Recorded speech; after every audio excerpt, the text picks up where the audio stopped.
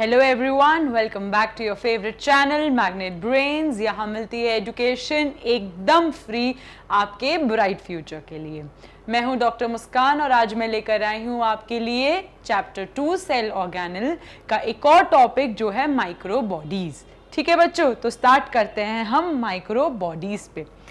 Micro bodies क्या है बच्चों? Micro bodies are small single celled और स्ट्रक्चर्स। देखो बच्चों, बेसिकली हमने पढ़ा था कि जो हमारा न्यूक्लियस है वो किससे अटैच था? वो अटैच था एंडोप्लाज्मिक रेटिकुलम से। एंडोप्लाज्मिक रेटिकुलम जो थी वो न्यूक्लियस के किस पार्ट से अटैच थी? आउटर मेम्ब्रेन से। जो मैंने आपको बताया था, बहुत ही इंपॉर्टेंट पॉइंट है याद रखने का कि एंडोप्लाज्मिक रेटिकुलम न्यूक्लियस की आउटर मेम्ब्रेन से अटैच रहती है। उसी के साथ एक स्ट्रक्चर रहता है जिसको हम कहते हैं गोल्जी अपैरेटस। गोल्जी अपैरेटस से सिक्रीटरी वेसिकल सिक्रीट होते हैं, जिसमें से कुछ होते हैं लाइसोसोम्स, जिनका बेसिक फंक्शन क्या होता है बच्चों? डाइजेशन का। जो प्रीवियस वीडियो में हमने बहुत अच्छे से पढ़ा था कि लाइसोसोम के क्या फंक्शंस होते हैं। अगर आपने नहीं देखा है तो अभी जाके देखिए, क्योंकि माइक्रोबॉडीज के लिए मतलब उससे पहले आपको लाइसोसोम का फंक्शन समझना जरूरी है। अब आते हैं हमारे वैक्यूल्स। फिर वैक्यूल्स क्या थे बच्चों? वैक्यूल्स वो स्ट्रक्चर्स थे, वो सिक्रीटरी वेसिकल्स थे जिसपे खाना स्टोर होता था। खाना स्टोर होता था, पानी स्टोर होता था। उसी के साथ कई और सिक्रीटरी वेसिकल सिक्रीट होते हैं हमारे गोल्जी अपैरेटस से।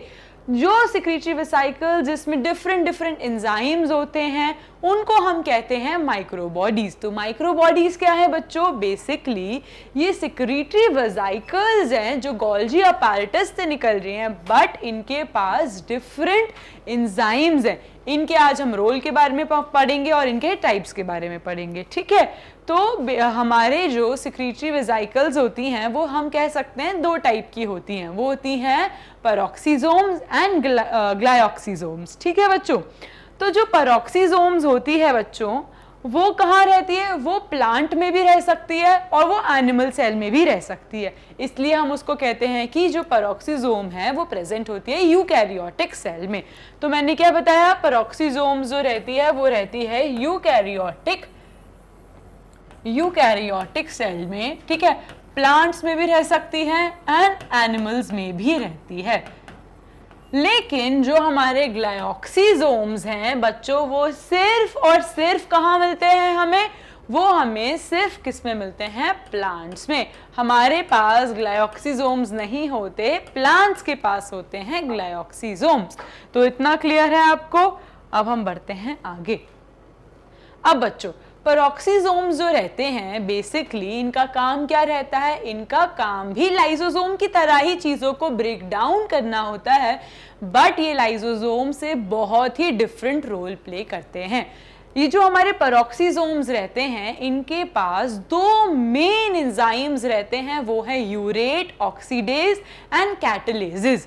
बहुत अच्छे से याद रखो, पेरोक्सिसोम के पास कौन से दो एंजाइम्स बताए मैंने? Urate oxidase and catalase. ये जो दो एंजाइम हैं वो बहुत ही मेजर रोल प्ले करते हैं पेरोक्सिसोम में। जो पेरोक्सिसोम अपने सारे एक्शन कर पाता है वो इन दोनों की वजह से कर पाता है। तो जो पेरोक्सिसोम्स होते हैं बच्चों वो क्या होते हैं? वो रिस्पॉन्सिबल होते हैं oxidation that occurs inside the cell. हमने पढ़ा था ऑक्सीडेशन क्या होता है बच्चों? ऑक्सीडेशन का मतलब होता है ऑक्सीजन की मदद से चीजों को तोड़ना। उस पूरी प्रोसेस जिसमें हम ऑक्सीजन का यूज कर रहे हैं चीजों को ब्रेक डाउन करने में, उसको हम कहते हैं ऑक्सीडेशन। तो पेरोक्सिसोम इंपॉर्टेंट साइट है जहां सारा ऑक्सीडेशन होता है, मतलब ऑक्सीजन की मदद से हम चीजें ब्रेक डाउन कर रहे हैं। उसके बाद एग्जाम्पल है इसका फैटी एसिड ऑक्सीडेशन। जो क्यों पॉसिबल हो पा रहा है? क्योंकि हमारे पास यूरेट ऑक्सीडेज नाम का एंजाइम है जिसकी वजह से फैटी एसिड का ऑक्सीडेशन हो पाता है। प्लांट्स में बहुत ही ज्यादा इंपॉर्टेंट रोल प्ले करते हैं हमारे लाइसोसोम्स, क्योंकि फोटो रेस्पिरेशन नाम की एक प्रोसेस होती है जिसके बारे में अभी हम आगे डिटेल में पढ़ेंगे। अभी हम देख लेते हैं फोटो रेस्पिरेशन एक प्रोसेस है जिसमें ऑक्सीजन, फोटो मतलब लाइट, फोटो मतलब लाइट, लाइट की प्रेजेंस में हम ऑक्सीजन को ले रहे हैं और रेस्पिरेशन कर रहे हैं। इस पूरी प्रोसेस को हम कहते हैं फोटो रेस्पिरेशन। तो फोटो रेस्पिरेशन का साइट कहाँ होता है बच्चों प्लांट्स में? फोटो रेस्पिरेशन का साइट लाइसोसोम्स रहता है। उसके बाद पेरोक्सीसोम, 50 डिफरेंट एंजाइम्स प्रेजेंट होते हैं इनके अंदर, जो बहुत सारी जगहों पे होते हैं। लिवर में मोस्टली होते हैं क्योंकि लिवर में ये एक बहुत इंपॉर्टेंट रोल प्ले करता है, वो है अल्कोहल डिटॉक्सिफिकेशन का। हमारी बॉडी में अल्कोहल की वजह से जितने भी टॉक्सिक बनते हैं उसको डिटॉक्सिफाई करने का जो काम है वो भी लाइसोसोम्स में होता है। तो आई होप यहां तक आपको क्लियर है।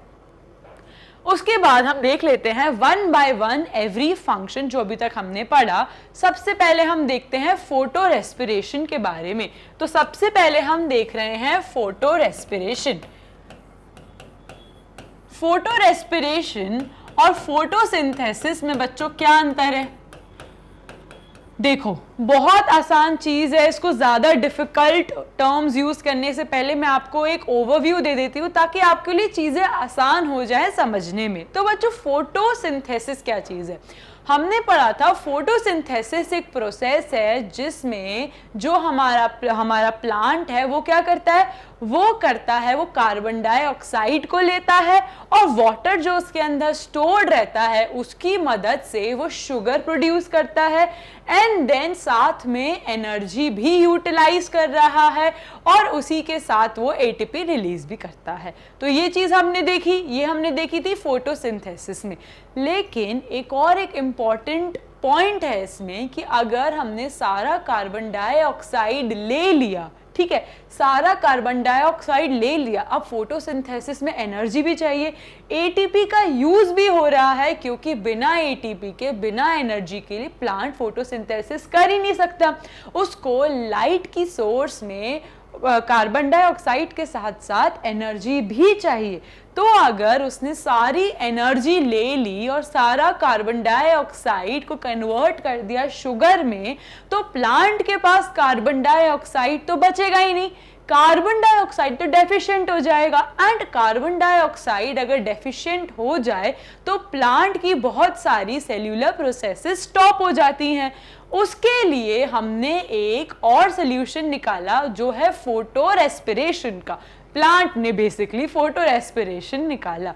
अब बच्चों, जो मेरा कार्बन डाइऑक्साइड एंड वाटर के यूज करने से शुगर बन रहा था, अब उसी के साथ क्या निकल रहा है? ऑक्सीजन भी प्रोड्यूस होता है। अब जो ऑक्सीजन होता है वो हमारी बॉडी में मतलब प्लांट के सेल में बहुत सारा कलेक्ट हो जाएगा।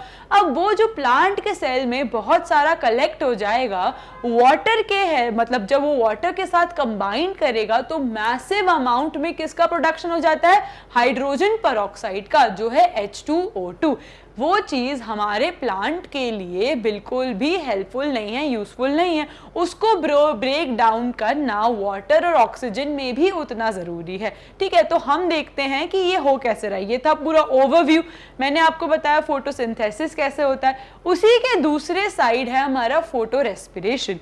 नाम में लिखा है ऑक्सीजन और लाइट की मदद से हम फोटो रेस्पिरेशन करते हैं।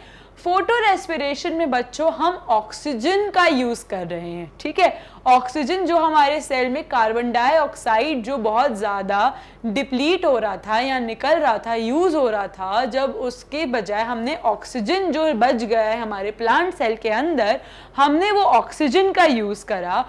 उसके बाद हमने उस ऑक्सीजन का यूज करके हमने एनर्जी को प्रोड्यूस करा।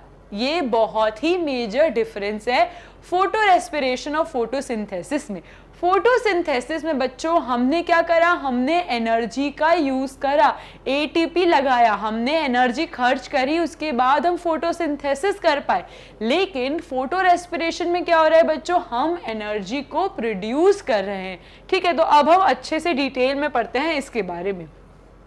जैसा मैंने आपको बताया बच्चों, हमने ये है केल्विन साइकिल हमारी फोटोसिंथेसिस की। इसमें सबसे पहले क्या होता है, कार्बन डाइऑक्साइड हमारा प्लांट सेल लेता है। उसके बाद एक बहुत ही इंपॉर्टेंट एंजाइम है, ये मोस्ट अबंडेंट एंजाइम होता है प्लांट सेल में, जिसको हम कहते हैं रूबिस्को। जिसको हम कहते हैं, ये सबसे ज्यादा अगर क्वेश्चन है most abundant enzyme present in the plant, तो वो होता है रूबिस्को। इसका फुल फॉर्म होता है र्यूबिलोज बिसफॉस्फेट कार्बोक्सिलेज। ठीक है बच्चों, तो रूबिस्को की मदद से हमने कार्बन डाइऑक्साइड को किसमें कन्वर्ट करा, फॉस्फोग्लिसरिक एसिड में। हमने रूबिस्को की मदद से कार्बन डाइऑक्साइड को तोड़ा किस में बच्चों, फॉस्फोग्लिसरिक एसिड में। ठीक है बच्चों, तो मैंने तोड़ दिया पीजीए में। उसके बाद मैंने एटीपी का यूज करा, मतलब मैंने एनर्जी को खर्च करा। मुझे एनर्जी चाहिए अब नेक्स्ट स्टेप में, बिना एटीपी के मैं ये पूरी प्रोसेस नहीं कर पाऊंगी। अब मैंने एनर्जी ली और मैंने किस में कन्वर्ट करा, अपने शुगर में, जो मोस्टली C6H12O6 एक एग्जाम्पल मान लो, इसमें मैंने कन्वर्ट करा। उसके बाद मैंने इसको मैंने प्रोड्यूस करा एंड जो मेरा 2 PGA था वो खर्च हो गया। एक मैंने खर्च करके क्या बना दिया, मेरा शुगर।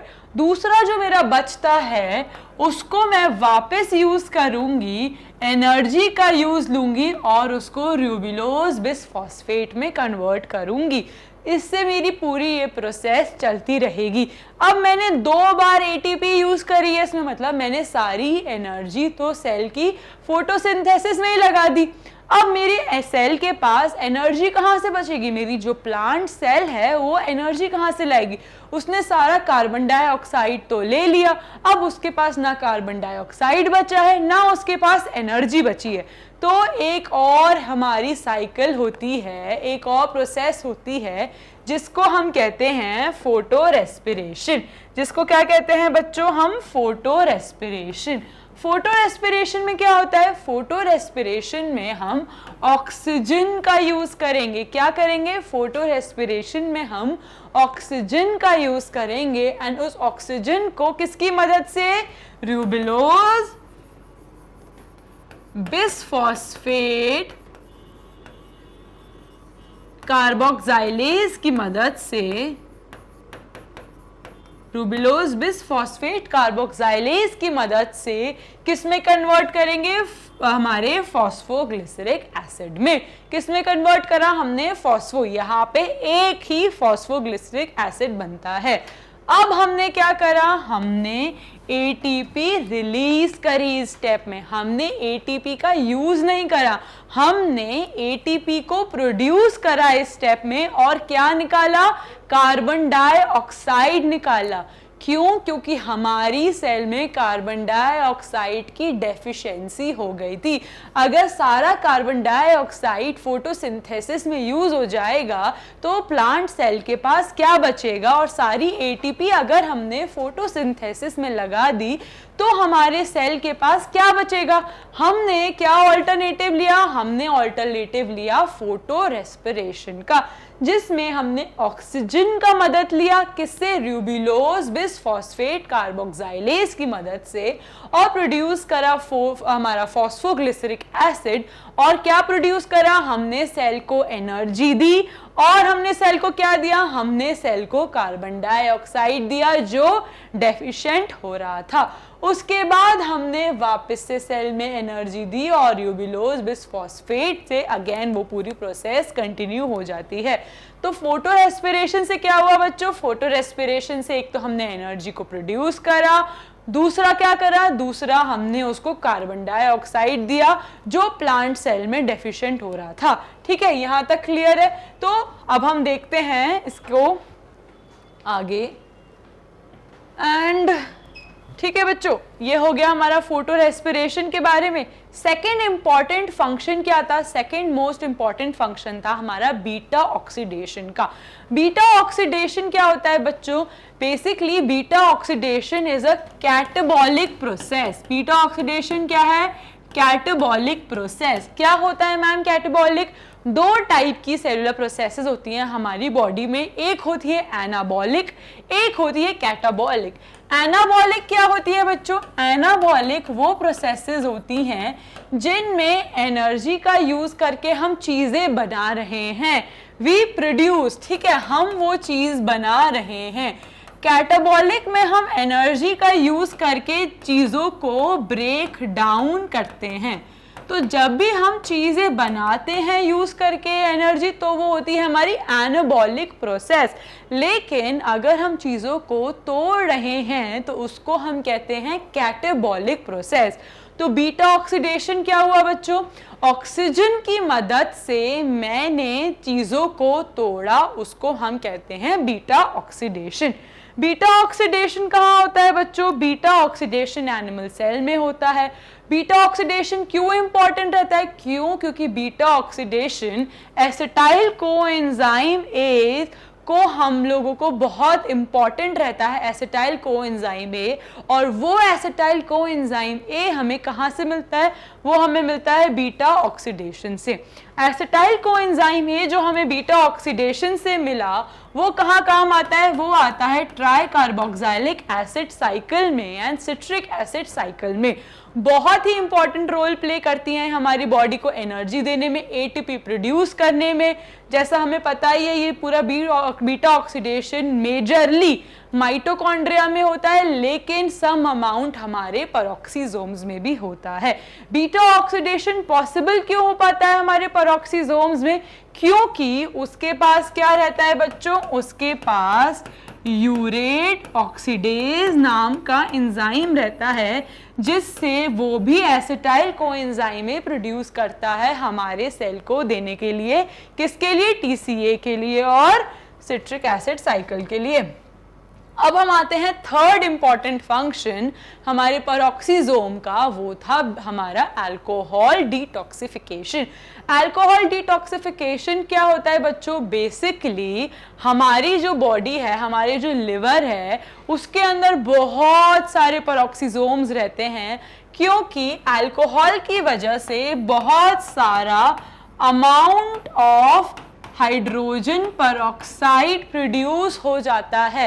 इस हाइड्रोजन पेरोक्साइड को हमें तोड़ना है। किस में तोड़ना है? हमें वापस से इसे ऑक्सीजन और वाटर में तोड़ना है।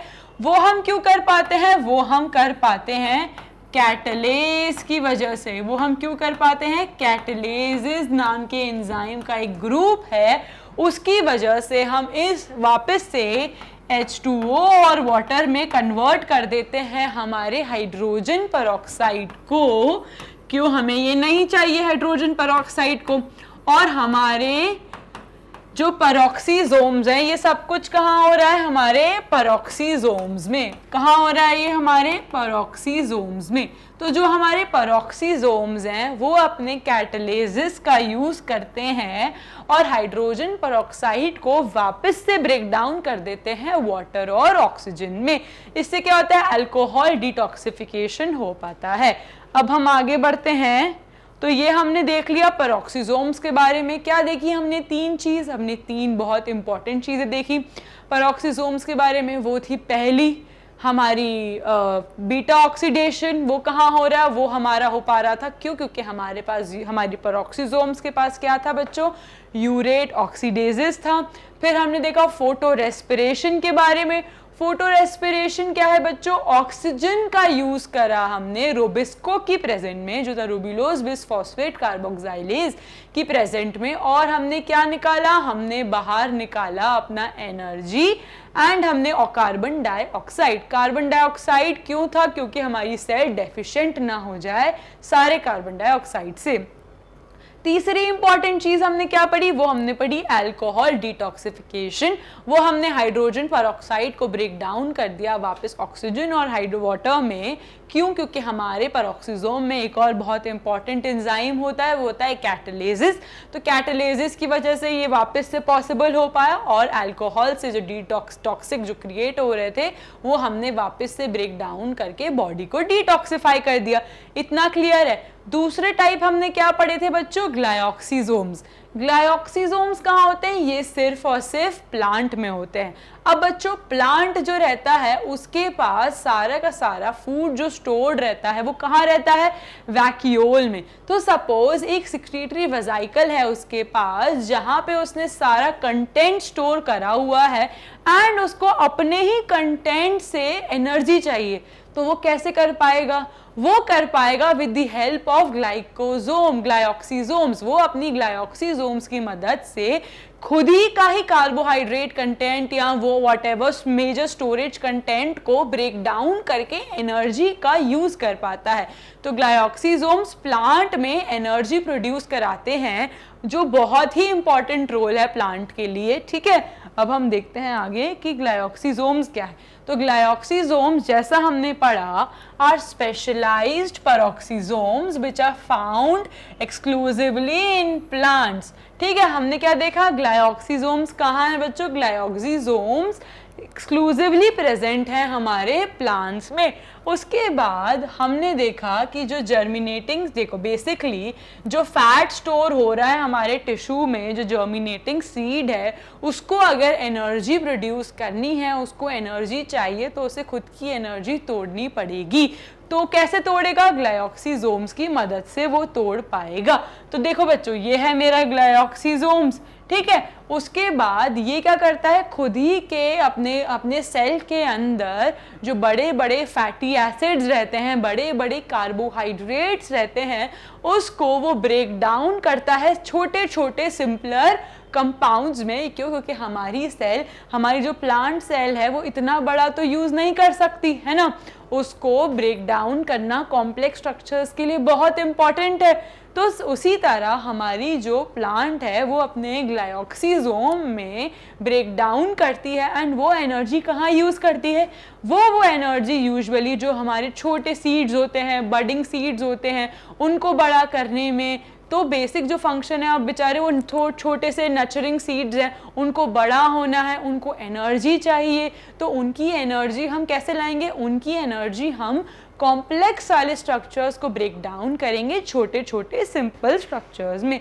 ठीक है, तो बच्चों ग्लाइऑक्सीजोम्स जो हैं हमारे वो भी बीटा ऑक्सीडेशन कराते हैं, और सिमिलरली जैसे बीटा ऑक्सीडेशन में हमारे एसिटाइल कोएंजाइम और कैटालेज इंपॉर्टेंट थे, वैसे ही इनके पास भी एंजाइम्स होते हैं जो इनके फैटी एसिड ऑक्सीडेशन कराते हैं।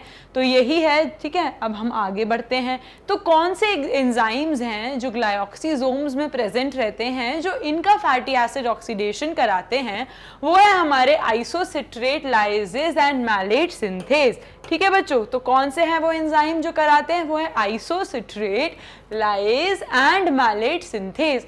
जो पेरोक्सीजोम्स में जैसे एसिटाइल कोएंजाइम ए और कैटालेज होते थे, वैसे ग्लाइऑक्सीजोम में हमारे पास आइसोसिट्रेट लाइज एंड मैलेट रहते हैं, जो हमारे ग्लाइऑक्सीजोम में फैटी एसिड का ब्रेक डाउन करा रहे हैं। किसकी मदद से, ऑक्सीजन की मदद से।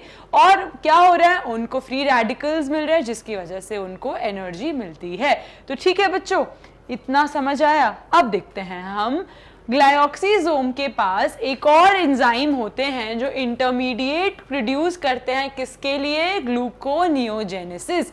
बच्चों ग्लूकोनियोजेनेसिस बहुत इंपॉर्टेंट एक प्रोसेस होती है। तो क्या होता है ग्लूकोनियोजेनेसिस, बेसिकली प्रोडक्शन, ठीक है, of sugar using non carbohydrate source. ठीक है बेटा, production of producing energy using non carbohydrate, ठीक है, यूजिंग नॉन कार्बोहाइड्रेट सोर्स, उसको हम कहते हैं ग्लूकोनियोजेनेसिस। मतलब हमने शुगर के साथ साथ एनर्जी भी प्रोड्यूस करी, कैसे, नॉन कार्बोहाइड्रेट सोर्स को यूज करके, उसको हम कहते हैं ग्लूकोनियोजेनेसिस। तो ग्लाइऑक्सीजोम के पास ऐसे एंजाइम्स भी रहते हैं जो प्लांट्स में ग्लूकोनियोजेनेसिस कराते हैं। हमारी बॉडी में ग्लूकोनियोजेनेसिस तो बहुत ही ज़्यादा इंपॉर्टेंट रोल प्ले करती है, लेकिन प्लांट के पास कोई स्पेशलाइज स्ट्रक्चर तो है नहीं, बेचारे छोटे से होते हैं, उनके पास कोई स्पेशलाइज न्यूक्लियस भी नहीं होता, इसलिए उनके पास भी कुछ एंजाइम्स होते हैं जो ग्लूकोनियोजेनेसिस कराने में मदद करते हैं। अब देखते हैं द सीडलिंग यूजेस। अब जो हमारी शुगर बनी उससे क्या होता है, जो नए नए नर्चरिंग सीड्स होते हैं, जो छोटे छोटे सीडलिंग्स होते हैं, वो ये शुगर यूज करते हैं और बड़े बनते हैं। मतलब बेचारे जो छोटे सेल्स होते हैं उनको अगर एनर्जी चाहिए, जैसे मैंने आपको बताया था कि जो कार्बोहाइड्रेट रहता है अगर मेरे प्लांट के छोटे से सीड में स्टोर्ड है तो वो खुद के सेल के लिए यूज़ कैसे करेगा, उसको खुद के सेल को यूज़ करने के लिए उसको कोई प्रोसेस चाहिए। एंड अगर वो कार्बोहाइड्रेट नहीं कोई और सोर्स हो तो हमें क्या चाहिए, ग्लूकोनियोजेनेसिस चाहिए। उससे क्या करेंगे, हम एनर्जी को मतलब एनर्जी प्रोड्यूस करेंगे। कैसे, कॉम्प्लेक्स को छोटे पार्ट्स में तोड़ के हमने एनर्जी यूज़ करी, हमारे प्लांट ने यूज़ करी, जो छोटा सीड है वो बड़ा हो पाया। ठीक है, तो ग्लाइऑक्सीजोम्स क्या है बच्चों, ग्लाइऑक्सीजोम्स बेसिकली हमारी प्लांट्स को एनर्जी में है, एनर्जी प्रोड्यूस करने में हेल्प करते हैं और हमारी प्लांट में बीटा ऑक्सीडेशन कराते हैं, फैटी एसिड ऑक्सीडेशन कराते हैं। हमारी प्लांट में एक और बहुत इंपॉर्टेंट प्रोसेस होती है ग्लूकोनियोजेनेसिस, जो क्या होता है, नॉन कार्बोहाइड्रेट सोर्स से हम एनर्जी प्रोड्यूस कर रहे हैं तो वो भी हमारे ग्लाइऑक्सीजोम्स में पॉसिबल हो पाता है। तो ये पूरा वीडियो था बच्चों पेरोक्सीजोम्स और ग्लाइऑक्सीजोम्स पे। तो stay tuned for my next video. और बच्चों उससे पहले आपके लिए मेरे पास एक बहुत ही अच्छी गुड न्यूज़ है। मैग्नेट ब्रेन्स के पास एक अपना खुद की वेबसाइट है अब, जिस पे आप लॉग इन कर सकते हैं। आपको कुछ नहीं करना, सब कुछ एकदम फ्री ऑफ कॉस्ट है, सिर्फ और सिर्फ आपके लिए, आपके ब्राइट फ्यूचर के लिए। All you have to do is just visit our website which is www.magnetbrains.com। जैसे ही आप हमारी वेबसाइट पे जाएंगे ऐसा एक पेज ओपन अप होगा, उसमें आपको बस सेलेक्ट करना है आपको इंग्लिश में देखनी है वीडियोस या हिंदी में देखनी है। सारी वीडियोस आपकी एकदम क्लब हो जाएंगी पूरी इस पेज में, topic wise, subject wise. For an example, अगर आपको मेरी बायोटेक की वीडियोस देखनी है फिर आप इस पे क्लिक करिए। जैसे ही आप ये क्लिक करेंगे आपको एक ऐसा पेज ओपन अप होगा बच्चों। ठीक है, ऐसा पेज ओपन अप होगा जिसमें पूरा एक ओवरव्यू होगा, आज तक मेरी कौन सी वीडियोस अपलोड हुई हैं, टर्म वाइज वीडियोस कौन कौन सी हैं, पूरा सिलेबस ऐसे अवेलेबल होगा। आपको बस सेलेक्ट करना है आपको कौन सा वीडियो देखना है। जैसे ही आप सेलेक्ट करेंगे ये पेज ओपन अप होगा, आप मेरी पूरी वीडियो स्ट्रीम कर सकते हैं एकदम free. Everything is just free of cost for you, for your bright future. तो देरी किस बात की, अभी लॉग इन करिए www.magnetbrains.com पे और पढ़िए। ठीक है, जैसा आप जानते ही हैं मैग्नेट ब्रेन्स प्रोवाइड करते हैं एकदम फ्री एजुकेशन क्लास 12 किंडरगार्टन से लेके क्लास 12 के लिए। And thank you so much बच्चों आज के वीडियो के लिए। Stay tuned for my next video.